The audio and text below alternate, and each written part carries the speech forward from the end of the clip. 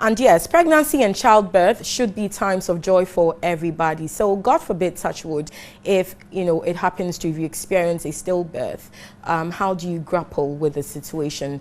The grieving process, I imagine, can be excruciating, and especially when we don't have an established system within our national health structure to support women and families that experience stillbirth. But the Hope Restoration Center seeks to do something about this, and we'll find out how. My guest is Dr. Linda Vanuatu, Greater Accra Regional Director of the Ghana Health Service.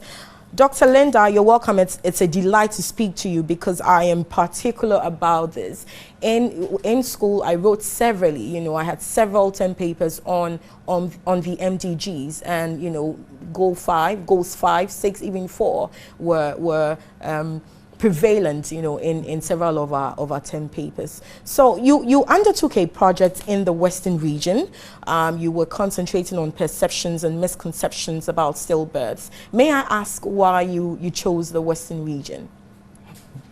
Thank you very much, and good morning to all the viewers and listeners.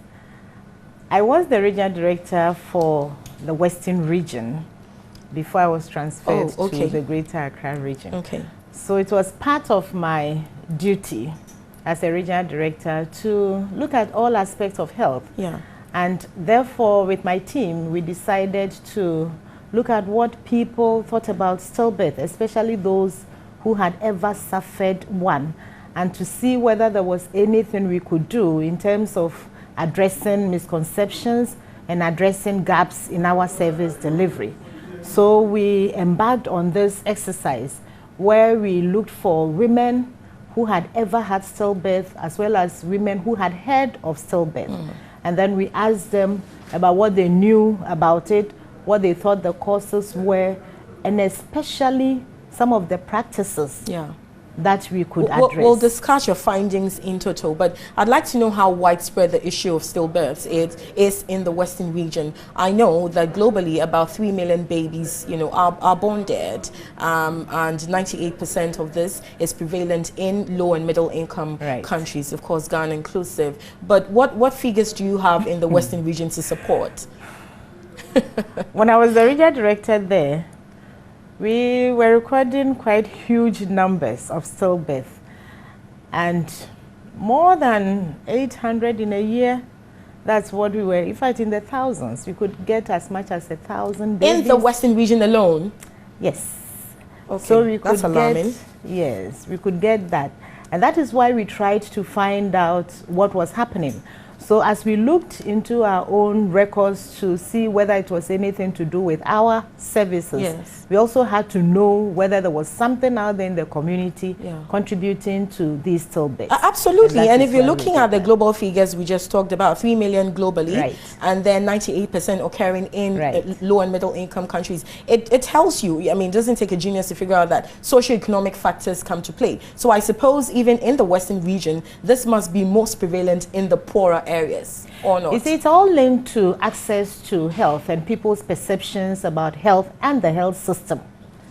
Somebody might have a health center very close by, but the person can choose not to go there because of one reason or the other.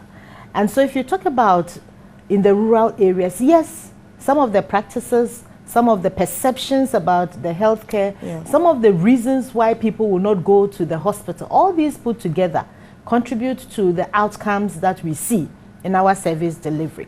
So when I was in the Western region, and now I am here, but at that time we had very difficult to reach areas, and therefore healthcare in those areas were fashioned in a way that we took into account the challenges that the people had in reaching the facilities. So it meant that we didn't wait for them to come, but the healthcare providers also moved out so we could meet at a point. But sometimes the beliefs that people have, sometimes the practices, and you see, somebody said that a pregnant woman hears a lot of voices, and now it is up to her to choose, and sometimes she gets confused as to which one she should respond to. So all these things put together made it difficult, and as you rightly said, those who are in remote areas may suffer more than those who have access very, very close by. And the access could be financial, or could be geographic. Okay. I mean, stillbirth has long been a devastating complication in pregnancy, but let's discuss the risk factors. What could possibly trigger one to put to birth a dead baby? Okay. There are several reasons. There could be the fetal, that's the baby inside the womb. That baby could be malformed, that this baby will not be able to survive outside when it is born.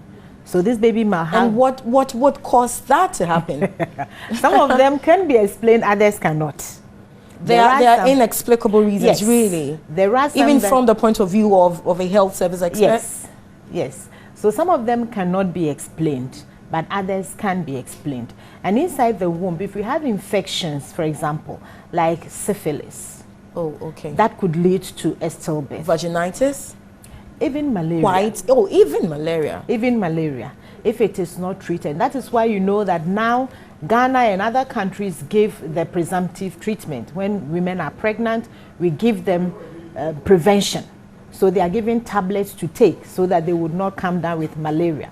And it is important to do this because a pregnant woman who has malaria gets it more severe than a non-pregnant person. So we do that because malaria can do that. We also screen for the syphilis and treat. Because if we don't do this, this baby may be born dead, that's the stillbirth. Or even if the baby survives, there might be in the future some other complications to that child.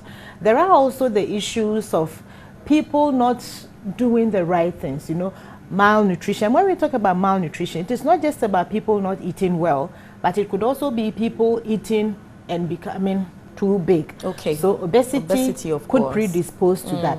Hypertension could also do that. Some women are not hypertensive before they become pregnant, but whilst pregnant, their blood pressures go up. As a result of? The pregnancy. And it is important to know this because while she's pregnant and the blood pressure is going up, there will be signs, there will be things that she will see or others would see. One of them is that the feet may be swollen. And unfortunately, almost every pregnant woman has swollen feet. To some extent, but there are some that the feet are swollen and people misinterpret it as either you're carrying a boy, baby, or you're carrying twins. That's ridiculous. Yes, they do. And then the hands, so somebody would realize that now the ring doesn't fit anymore. Or when you put water in your palm, you find that now this water is not as much as it used to be, which means that my hand has become swollen. The face is swollen. And the person really sees that I've bloated, but they think that they're going to have a boy, baby, or they are carrying twins. So there are warning signs? Yes, and therefore they would not go early. And by the time they get to the hospital and this is found, see that the blood pressure is very high and the management can lead to this as well. There are also issues when you look at what has been researched into and found, people who are too young or people who are too grown. For example, they say that somebody who is over 35 years and has a child, those people have more. People in the lower socioeconomic, as you said, the group, those people have it. And then those who have had some education, they might also have it. So there are some issues. Education? Yes. So you find that somebody who has primary school education, for example, you know, some of these lower level socioeconomic that's how you mean. Predisposed to them. And then there could also be the issues to do with access to the healthcare. So if somebody realizes that, for example, I'm bleeding, but I cannot get to the hospital early enough for probably a cesarean section to be done, then by the time she gets there, that baby may be gone. So there are the fetal issues, there are the maternal issues, and there are the social, cultural, and the environmental issues. Yes. And then sometimes the people might get to the hospital, but it would be that there is a delay. If you go to the hospital, you need to have a cesarean section then, but there is somebody already in theater and the doctor is already occupied, then that delay may also cause that. So there are several causes that could lead to a stillbirth. And there are also people who intentionally try to do that by taking some medications. Try to abort. Yes, or by putting some things inside their vagina when this baby could actually have survived outside of the mother. Yeah. I would think that a common warning sign would be that you find that there's less fetal movement in the uterus. And that could happen because of one or two reasons. If the baby, for any reason, and also when the baby goes way beyond term, you know, pregnancy is up to 40 weeks, plus or minus 2. So it could be up to 42? Yes. Yeah. But sometimes you find that people go to the hospital, they are told, go prepare, come back for a cesarean section, and they run away. Now, when the placenta is what holds this baby, feeds the baby and everything. Yeah. Once it cannot function it well, must nourish the baby. And so when there's a problem with the placenta. Right. Yeah. So you find that this baby's movement is now not as frequent as the mother used to feel. So they are taught. Women, when they go for antenatal, when they go for what we call the pregnancy school, are actually taught to count, and they call it the kick count. So they are taught to count the baby's movement. I see. So per minute, I'm yet to put to birth, so pardon my ignorance. Yes. So within you feel that this baby, the whole day has not moved. Within an hour, I haven't felt the baby moving. It's a sign that this baby is not well. The baby could be sleeping. Yes, but it is different. Okay. You see, even if the baby is, you know, as a pregnant woman, as you go along, you are taught. So you feel it. So instinct should come in.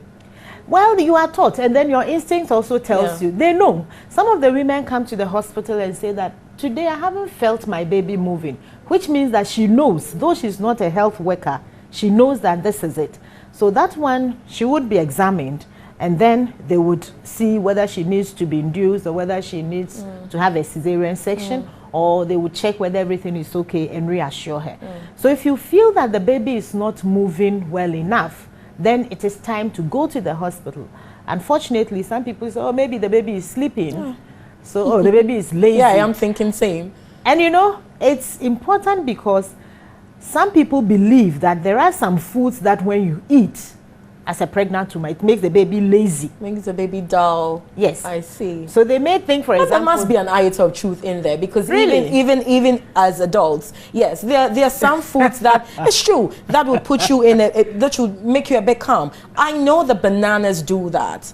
I know that, yes. Interestingly, when we talked to a lot of, they thought that if you are pregnant and you ate ripe plantain, or if you ate rice, then your baby will be down. I see. You know. But, well, no. I strongly think there must be an iota of truth in there somewhere. We will investigate that. We should. But yeah, talking, this brings me to ridiculous reasons. What are some of the lines along which, you know, the women you worked with explained their stillbirth? Right. I've heard the most ridiculous, superstitious reasons ever.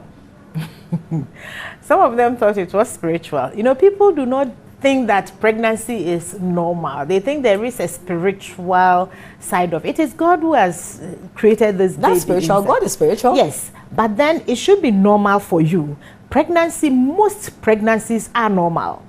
These 3 million babies who die, we have millions and millions of babies who are born alive.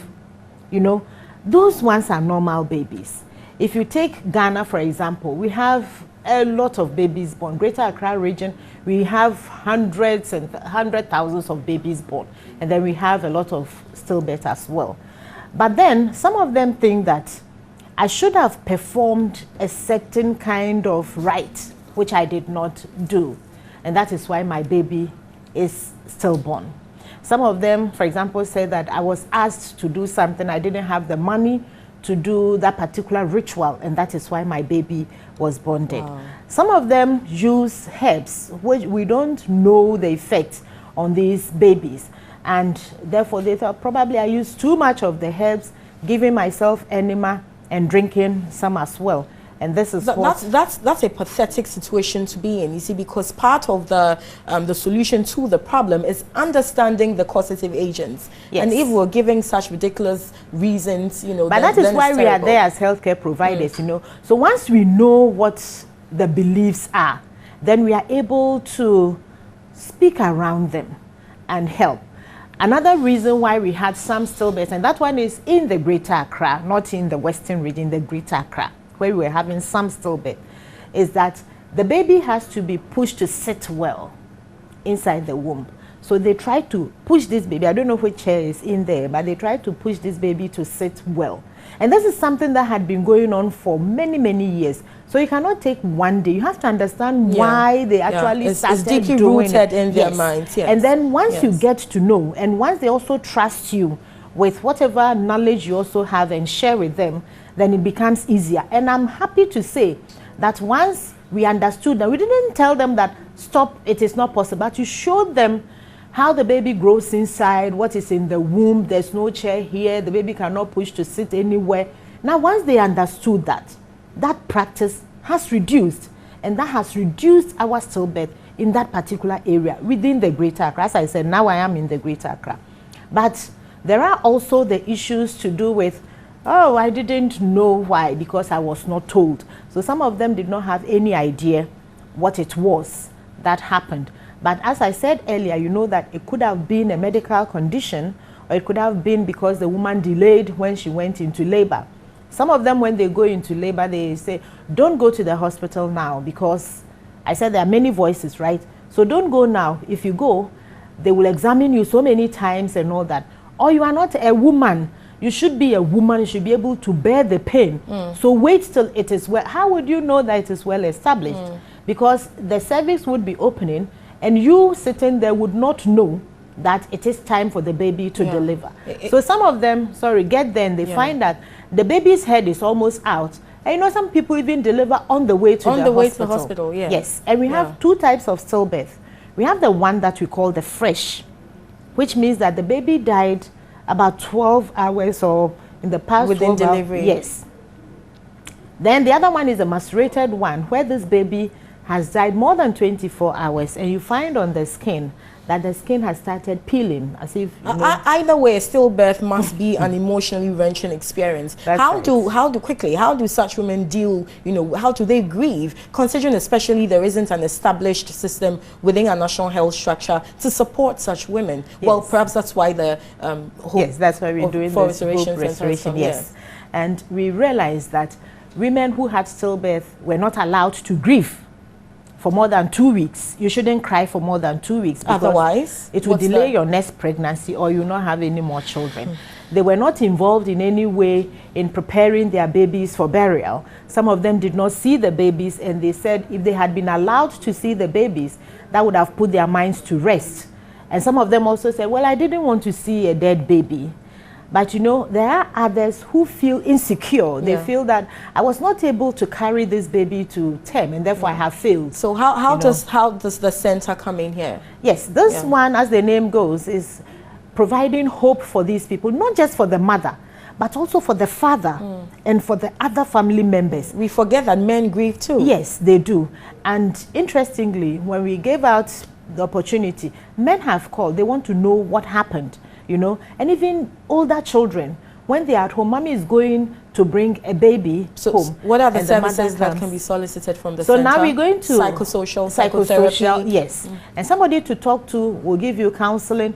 Will listen to your story, see whether we can put any reason to why you had that stillbirth, and then help you. Some people don't want to have any more babies because of that. So we want to offer that kind of support, which probably people it's about time. Yes, it's about time. So we're launching this. We're launching the Hope Restoration Center tomorrow at the National Theatre. Fantastic. Ghana Health Service, the Mental Health Authority, our Ministry of Health, and then we have a project which we call The Promise that looks at how we can make maternal and newborn health better for the whole family, and make pregnancy and childbirth a joy. Thank you. This is long overdue. I've been speaking to Dr. Linda Vanotu, Greater Accra Regional Director of the Ghana Health Service.